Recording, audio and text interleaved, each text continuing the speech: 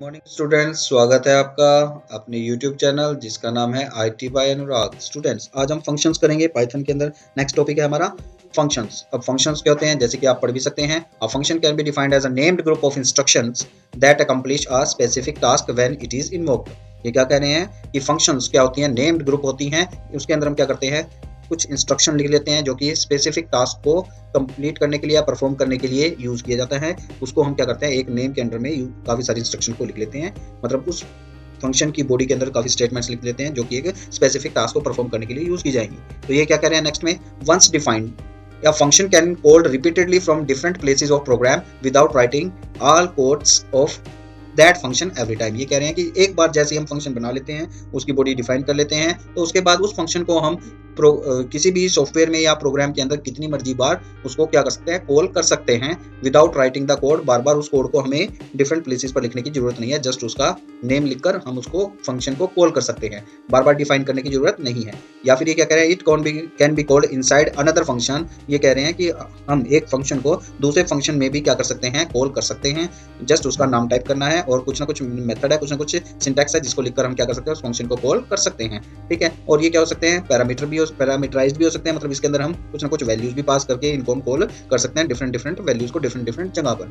तो इसके बेनिफिट क्या है, ये क्या करती है, हमारे कोड की जो रीडेबिलिटी है उसको बढ़ाती है। मतलब बार बार एक ही कोड को हम लिखते रहेंगे, अगर डिफरेंट प्लेसेस पर हमें सेम वर्क कराना है तो हम बार बार उस कोड को ना लिखने के बजाय एक ही बार कोड लिख लेंगे, जस्ट उसको कॉल करते रहेंगे। तो इससे क्या होगी, जो हमारा प्रोग्राम का कोड है उसकी रीडेबिलिटी बढ़ेगी और जो कोड हम लिखेंगे उसकी रीयूजेबिलिटी होगी, मतलब बार बार उसको हम यूज कर पाएंगे। तो ये कुछ बेनिफिट्स हैं किसके, पाइथन के प्रोग्राम के। अब अगर हम इसकी नेक्स्ट स्लाइड पर जाएं, देखिए एडवांटेजेस ऑफ फंक्शन। अब एडवांटेजेस क्या है, एडवांटेजेस जो बेनिफिट मैंने आपको बताए थे उन्हीं को इन्होंने इलेबोरेट किया है। तो ये क्या कह रहे हैं, इंक्रीज रीडेबिलिटी को इंक्रीज करता है प्रोग्राम की, particular for a long code. जब हमारे पास काफ़ी लॉन्ग कोड होते हैं जिसमें हम हमारे प्रोग्राम को बेटर ऑर्गेनाइज करते हैं और उसको प्रोग्राम को रीड करना या अंडरस्टैंड करना भी ईजी हो जाता है। फिर उसके बाद क्या लिखा है, अगर ये एडवांटेजेस के अंदर, रिड्यूसेस द कोड लेंथ। जब हम बार बार उसको सेम फंक्शंस को कॉल करते रहेंगे, अगर जैसी हमें रिक्वायरमेंट होगी तो बार बार कोड को हमें नहीं लिखना पड़ेगा, राइट नहीं करना पड़ेगा, जिससे क्या होगा कि हमारे जो कोड की लेंथ है वो कम हो जाएगी, रिड्यूस हो जाएगी, जिसकी वजह से हम डिबगिंग भी करना चाहते हैं अपनी प्रोग्राम की, तो डिबगिंग करना भी आसान हो जाएगा। उसके बाद क्या कह रहे हैं कि increase reusability as a function can called from another function और अनदर प्रोग्राम। ये कह रहे हैं कि अगर हमने किसी और प्रोग्राम में कोई फंक्शन बनाया है तो हम दूसरे प्रोग्राम में भी उसको यूज कर सकते हैं। यही मोटो होता है इसका, क्योंकि ये मॉड्यूलरिटी और रीयूजेबिलिटी को बढ़ावा देता है फंक्शंस। उसके बाद क्या कह रहे हैं, work can easily divided among team members and completed in parallel. ये कह रहे हैं कि फंक्शंस का यूज करके हम क्या कर सकते हैं, अपने मान लिया 4 या 5 बंदों की टीम है, कोई भी सॉफ्टवेयर या प्रोग्राम को लिख रहे हैं, तो हम क्या कर सकते हैं, फंक्शंस बनाकर उनको इजीली पैरेलल वर्क करने को दे सकते हैं और उनको बाद में इंटीग्रेट करके अपना काम कर सकते हैं। तो ये कुछ एडवांटेजेस हैं फंक्शंस की। उसके बाद अगर हम नेक्स्ट पर जाएं तो नेक्स्ट में क्या लिखा है कि पाइथन फंक्शन डिक्लेरेशन। अब इसका पाइथन में फंक्शन को डिक्लेयर करने का सिंटैक्स क्या है, सबसे पहले आप देख रहे हैं यहाँ पर क्या लिखा हुआ है, डेफ एक कीवर्ड है। जब भी फंक्शन दो टाइप के होते हैं बेसिकली, बिल्ट इन फंक्शन और यूजर डिफाइंड फंक्शन। और जब भी हम फंक्शन को डिफाइन करते हैं तो उसके लिए कीवर्ड यूज होता है, डेफ कीवर्ड यूज करते हैं। उसके बाद स्पेस आता है, फिर उसके बाद फंक्शन का नेम आता है, फिर फंक्शन के ब्रैकेट के अंदर क्या लिखते हैं, हम पैरामीटर लिखते हैं। जितने भी पैरामीटर हम यूज करेंगे उन पैरामीटर्स 1 2 3 4 या जितने भी पैरामीटर्स हम यूज करना चाहते हैं वो विद इन राउंड ब्रैकेट्स होंगे। फिर उसके बाद कोलन आएगा, कोलन के बाद हमने क्या करनी है, स्टेटमेंट्स लिखनी। फिर उसके बाद हमारे पास नेक्स्ट आता है रिटर्न एक्सप्रेशन। रिटर्न एक्सप्रेशन का मतलब क्या है कि कोई ना कोई, जब भी हम फंक्शन बनाते हैं तो फंक्शन का मतलब होता है कि वो कुछ ना कुछ वैल्यू को क्या रिटर्न करेगा, और वो रिटर्न करेगा इन द फॉर्म ऑफ, करेगा किस कीवर्ड की हेल्प से, रिटर्न की हेल्प से। तो रिटर्न की भी कुछ ना कुछ डेटा टाइप होगी। उसके बाद नेक्स्ट पर चलते हैं, types of function in Python. जैसे कि मैंने आप लोगों को लास्ट स्लाइड में बताया है कि हमारे पास जो फंक्शन होते हैं पाइथन में 2 टाइप के होते हैं, बिल्ट इन फंक्शंस के होते हैं, स्टैंडर्ड फंक्शंस होते हैं किसके अंदर, पाइथन के अंदर, जो कि पाइथन के अंदर पहले से ही बने पड़े हैं। जस्ट हमें उनको फंक्शन का नेम लिखना है, यानी कॉल करनी है और अपने प्रोग्राम में हमको उनको यूज कर सकते हैं। फिर उसके बाद आता है यूजर डिफाइंड फंक्शन। जैसा कि मैंने क्या बताया कि हम अपनी सहूलियत के हिसाब से अपने फंक्शन को क्रिएट कर सकते हैं, तो उसे क्या कहा जाता है, यूजर डिफाइंड फंक्शन। जैसे कि मैंने अब लास्ट बताया था कि यूजर डिफाइंड फंक्शन किस कीवर्ड से डिफाइन किए जाएंगे, डेफ कीवर्ड से। उसके बाद क्या कह रहे हैं, creating a function in a Python can define function in Python using the keyword def keyword can any type of functionalities and properties to it as we require. ये कह रहे हैं कि जिस तरह की हमें फंक्शनैलिटी या प्रॉपर्टीज चाहिए किसी भी फंक्शन में, उनको उस तरीके से हम लिख सकते हैं कोड को और उनको बुला सकते हैं, कॉल कर सकते हैं बाद में। उसके बाद ये क्या कह रहे हैं कि जैसे कि इस एग्जांपल में दिया गया है, हमने एक यूजर डिफाइंड फंक्शन बनाया है जिसको हमने डेफ कीवर्ड से बनाया है, जैसे कि आप एग्जांपल में देख सकते हैं डेफ ऐड नम राउंड ब्रैकेट, उसके बाद कोलन, कोलन के बाद स्टार्ट होता है हमारा body of the function. Body of the function में हमने क्या किया है, दो वेरिएबल क्रिएट किए हैं, बेसिकली उनको वैल्यूज असाइन की है। num1 के अंदर हमने यूजर से इनपुट ली है फर्स्ट नंबर और num2 के अंदर लिया है सेकंड नंबर। अब इन दो नंबरों को हम क्या करना चाहते हैं, ऐड करना चाहते हैं, तो हमने ऐड का फॉर्मूला लिखा है, मतलब इसके अंदर स्टेटमेंट लिख दिए हैं अर्थमेटिक एडिशन की और उसको असाइन किया गया है ऐड वेरिएबल के द्वारा। फिर उसके बाद प्रिंट में हमने क्या किया, addition of two number is, जो भी ऐड होकर हमारे पास आएगा उसको इस तरह से कर लेंगे। इसका प्रैक्टिकल हम करेंगे, अभी फिलहाल हम गो थ्रू हो जाते हैं इनकी पीडीएफ। उसके बाद नेक्स्ट वन क्या है, calling of function in a Python. जैसे हम पाइथन के अंदर फंक्शन को क्रिएट कर लेते हैं तो हम क्या कर सकते हैं, उनको कॉल कर सकते हैं। कैसे, using the name of the function Python followed by parenthesis containing the parameters that particular function call. ठीक है, below the example of the calling function is example add num. तो ऐड नम का मतलब क्या है कि जो भी हमने ऐड नम विदाउट पैरामीटर वाले फंक्शन को कॉल किया गया है यहाँ पर। उसके बाद नेक्स्ट पर आते हैं, नेक्स्ट स्लाइड में क्या करें, Python function parameter. Python function syntax of parameter क्या है, डेफ कीवर्ड, फिर उसके बाद फंक्शन का नेम, पैरामीटर और उनकी क्या देनी है, हमने पैरामीटर जितने भी होंगे उनको लिखना है और साथ उन पैरामीटर की हमें डाटा टाइप भी देनी है।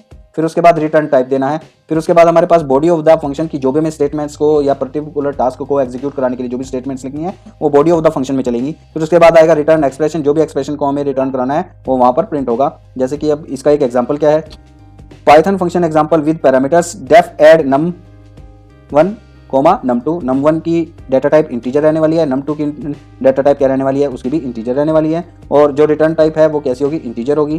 तो क्या कहा इन्होंने, अब ये क्या है, डॉक स्ट्रिंग है। डॉक स्ट्रिंग में इन्होंने क्या लिखा है, num3, यहाँ पर कुछ भी स्ट्रिंग को हम टाइप कर सकते हैं और यहाँ पर क्या लिखा है हमने, num3 is equal to num1 plus num2। तो जैसे हम फंक्शन कॉल करेंगे, ये पैरामीटर अगर हम फंक्शन कॉल में दो पैरामीटर लिखेंगे तो सिर्फ ये वाला फंक्शन कॉल होगा, अदरवाइज जो हमने लास्ट में किया है अभी वो फंक्शन विदाउट पैरामीटर वाला, अगर हम फंक्शन कॉल में ऐसा लिख देंगे तो ये वाला कॉल होगा विदाउट पैरामीटर। अगर हम पैरामीटर वाला करेंगे, दो पैरामीटर देंगे उसके अंदर, तो ये वाला कॉल होगा। तो फंक्शन इस तरह से हम क्या कर सकते हैं, बना सकते हैं। The argument are the values. Argument क्या होते हैं, argument values passed inside the parenthesis of a function. जब भी हम फंक्शन को डिक्लेयर करते हैं, डिफाइन करते हैं, उस टाइम पे हम क्या करते हैं, फंक्शन नेम की ब्रैकेट के अंदर जो भी हम लिखते हैं उनको आर्ग्यूमेंट कहते हैं। और ये क्या किया जाता है, आर्ग्यूमेंट सेपरेट किए जाते हैं किसके द्वारा, कोमा के द्वारा। जैसे कि num1 num2 is equal to 5 15। अब ये आंसर नाम का एक ans नाम का एक वेरिएबल है जिसके अंदर हम ऐड num num वाले फंक्शन की वैल्यू क्या होगी, रिटर्न होकर किसके अंदर जाएगी, इसके अंदर जाएगी। तो उसको प्रिंट करेंगे हम। प्रिंट के लिए हमने क्या कर रहा है, इसके अंदर फॉर्मेटेड आउटपुट लिख रहे हैं इसके अंदर, तो इस तरह से हम प्रिंट भी कर सकते हैं उसके रिजल्ट को। उसके बाद नेक्स्ट स्लाइड पर चलते हैं, डिफॉल्ट पैरामीटर। डिफॉल्ट पैरामीटर क्या होता है कि पाइथन हमें अलाउ करता है असाइन करने के लिए default value to the parameter. Default parameter की हम क्या कर सकते हैं, एक तो वेरिएबल भी होते हैं, दूसरा डिफॉल्ट भी होते हैं कि हम कोई ना कोई वैल्यू अगर किसी भी पैरामीटर को असाइन कर देते हैं तो वो उसकी डिफॉल्ट वैल्यू बन जाती है। जैसे कि इस एग्जांपल में आप देख रहे हैं। अब पहले पढ़ लेते हैं कि default value is a value that is pre decided, पहले से हमने डिसाइड की हुई है और असाइन कर देते हैं किसी भी पैरामीटर को when the function call does not have it's corresponding argument. तो फंक्शन कॉल में उस टाइम पे उस आर्गुमेंट के कोरस्पॉन्डिंग कोई वैल्यू को कोरस्पॉन्ड नहीं करता। जैसे कि इन्होंने क्या लिखा, डिफॉल्ट आर्गुमेंट। जैसे कि हम ये यूजर डिफाइंड फंक्शन है डेफ से, इसको हमने डेफ नाम कीवर्ड से बताया है और फंक्शन का नाम क्या है, my fun x, y is equal to 50। तो अब हम करेंगे प्रिंट x की वैल्यू को x, प्रिंट y की वैल्यू को y। यहाँ पर x की वैल्यू कुछ नहीं है अभी, ठीक है। अभी उसके बाद नेक्स्ट वन करते हैं। तो इसके अंदर हम क्या कह रहे थे कि x की वैल्यू अभी कुछ नहीं है, y की वैल्यू 50 प्रिंट होने वाली है। वो x की वैल्यू को मे भी हो सकता है कोई गार्बेज वैल्यू ले ले। उसके बाद क्या कह रहे हैं कि Python function arguments. Python function arguments are the values passed inside the parenthesis of a function. A function can have any number of arguments separated by comma. ये कह रहे हैं कि हम कितने मर्जी बार क्या कर सकते हैं, फंक्शन को कॉल कर सकते हैं और उसके अंदर कितने भी हमारे पास आर्ग्यूमेंट हो सकते हैं। जितने भी आर्ग्यूमेंट वाला हम यहाँ पर कॉलिंग करेंगे, पर्टिकुलर स्पेसिफिक हमारा क्या होगा, फंक्शन कॉल से जो मिलेगा डिफाइन किया होगा उसी प्रकार वाला हमारा फंक्शन जो है क्या होगा, एग्जीक्यूट होगा। तो पाइथन फंक्शन का मतलब आर्ग्यूमेंट्स का मतलब ये है। डिफॉल्ट पैरामीटर हम कर चुके हैं। अब इसके बाद क्या है, in case where you do not, जब हमें पता नहीं होता कि वेरिएबल नंबर ऑफ आर्ग्यूमेंट्स का मतलब क्या है कि जब हमें नहीं पता होता कि हमने कितने जो आर्ग्यूमेंट्स हैं पास करने हैं फंक्शन को, उस टाइम पे हम एक सिंटैक्स लिख देते हैं *args। इसका मतलब क्या है कि जितने भी मर्जी वैल्यू आर्ग्यूमेंट्स हम देना चाहें वो आर्ग्यूमेंट्स उसमें हम पास कर सकते हैं, प्रोग्राम एक ही बनेगा, मतलब फंक्शन एक ही बनेगा उस टाइम पे। तो डेफ ग्रीट स्टार नेम, इस तरह से हम क्या करते हैं उस फंक्शन को डिफाइन करते हैं। For name in names printf लो, ये उसका कुछ तरीका बताया है, और ये फंक्शन कॉलिंग है, ये फंक्शन डेफिनेशन है। इस तरह से हम क्या कर सकते हैं, वेरिएबल नंबर के आर्ग्यूमेंट्स का फंक्शन भी बना सकते हैं। तो ये था कुछ हमारे पास फंक्शंस इन पाइथन। इसका प्रैक्टिकल हम इंप्लीमेंट करेंगे। अब हम बनाने जा रहे हैं user defined function in Python. जैसा कि मैं आप लोगों को पहले बता चुका हूँ कि यूजर डिफाइंड फंक्शन हमेशा एक कीवर्ड से यूज होते हैं जिसका नाम होता है डेफ। डेफ कीवर्ड होता है। डेफ के बाद हम क्या लिखेंगे, फंक्शन का नेम लिखेंगे। जैसे कि हम स्क्वायर ऑफ आ नंबर का एक क्या बनाने जा रहे हैं, फंक्शन बनाने जा रहे हैं यूजर डिफाइंड फंक्शन। तो हम वो करते हैं, यहाँ पर लिखते हैं उसका नाम स्क्वायर, और ब्रैकेट में उसके एक आर्गुमेंट देते हैं हम एक्स, और यहाँ पर लगाते हैं कॉलन। इसका मतलब है कि हम अब जो ये फंक्शन हमने स्क्वायर बनाया उसकी बॉडी को हम डिफाइन करने जा रहे हैं। एंटर प्रेस करेंगे, आप खुद से इंडेंटेशन ले लेता है। अब यहाँ पर हम क्या लिखेंगे, r is equal to x और डबल स्टार, उसके बाद 2 कर देते हैं। तो इसका मतलब है कि ये स्क्वायर बन जाएगा। उसके बाद हम करते हैं यहाँ पर रिटर्न स्टेटमेंट लिखते हैं। रिटर्न स्टेटमेंट में रिटर्न कराएंगे हम r को रिटर्न। उसके बाद हम करते हैं यहाँ पर एंटर। एंटर के बाद अब हम क्या करते हैं, यूज़र से इनपुट कराते हैं नंबर जिसका वो स्क्वायर चाहता है। तो यहाँ पर सबसे पहले लिखेंगे हम इंट, और ब्रैकेट के अंदर इनपुट फंक्शन। इनपुट फंक्शन के अंदर हम लिख देंगे यहाँ पर क्या लिखेंगे, enter the number. Enter the number.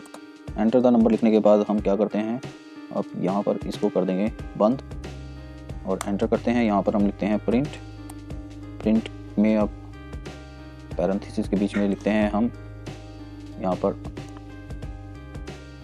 क्या लिखेंगे, स्क्वायर ऑफ एंटर्ड नंबर। यहाँ पर नंबर प्रिंट हो जाना चाहिए। तो यहाँ पर हम क्या करते हैं, कोमा लगाकर लिख देते हैं ए, और फिर उसके बाद इज, डबल हम लिख देते हैं इज, और यहाँ पर अब हम क्या करते हैं, फंक्शन जो हमने बनाया था स्क्वायर, उस फंक्शन को कॉल करते हैं। तो उसके लिए क्या करेंगे हम, SQUARE, जस्ट फंक्शन का नेम लिखते हैं और ब्रैकेट में ए लिख देते हैं। तो इस तरह से हमारा ये फंक्शन बनकर कंप्लीट हो चुका है। इसको सेव करते हैं। सेव करने के बाद इसको रन करते हैं। रन करने के बाद अब ये पूछ रहा है कि एंटर द नंबर। मैं 5 प्रेस करता हूँ और एंटर करता हूँ। ये देखिए, square of enter number 5 is 25। अब हम इसको थोड़ा सा समझ लेते हैं।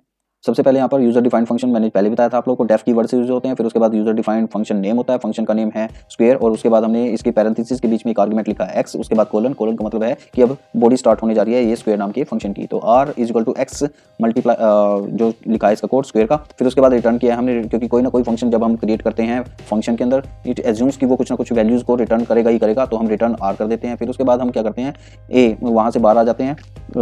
मतलब ये जैसे हम यहाँ से ये स्टार्ट करते हैं, ये जो स्टेटमेंट जो होती है इंटेंटेड नहीं है, इसका मतलब ये है कि ये टॉप लेवल ऑफ इंडेंटेशन नहीं है। तो इसका मतलब ये है कि ये इस फंक्शन का पार्ट नहीं है। हम यहाँ पर क्या कर रहे हैं, a is equal to int. Input में हमने क्या किया, यहाँ से यूजर से नंबर एंटर करवाया है, और उसके बाद प्रिंट के बाद हमने क्या कहा है, स्क्वायर ऑफ एंटर नंबर। जो नंबर था वो कर दिया हमने, जो भी यहाँ पे हमने वैल्यू एंटर कराई थी। फिर उसके बाद इज कर दिया है। फिर उसके बाद यहाँ पर स्क्वायर नाम का जो हमने ये फंक्शन बनाया उस फंक्शन को कॉल किया है विद आर्गुमेंट ए। ठीक है। फिर उसके बाद हमने इसको रन किया था। तो यहाँ देखिए आउटपुट में एंटर द नंबर 5, हमने 5 नंबर एंटर किया था। तो square of the enter number 5 is 25। तो इस तरह से हम क्या कर सकते हैं, फंक्शंस को डिफाइन कर सकते हैं। तो इस वीडियो में हमने सीखा कि बिल्ट इन फंक्शन क्या होते हैं और यूजर डिफाइंड फंक्शन क्या होते हैं। अगर आप लोगों को ये फंक्शन समझ में आ गए हैं तो please like this video and subscribe my channel and share this channel to your friends. Okay, thank you, bye bye.